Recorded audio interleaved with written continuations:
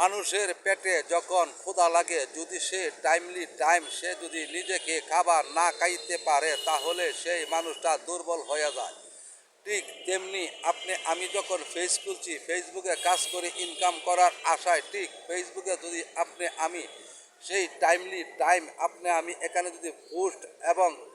Video আমরা upload না করতে পারি তাহলে সেই পেজটাও আমার দুর্বল হয়ে যায়।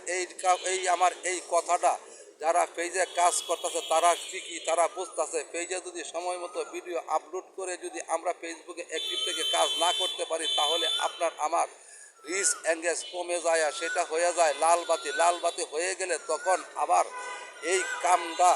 এই রিচ এঙ্গেজ যে লাল হয়ে গেল সেটা আবার উড়াইতে অনেক কষ্ট লাগে। এজন্যই বলছি আমি এখানে ভিডিও আপলোড করে অ্যাক্টিভ থেকে এখানে আমি কাজ করব এই সময় মতো সময় মেনটেন করে, তাহলেই এখানে আমি কাজ করতে পারবো।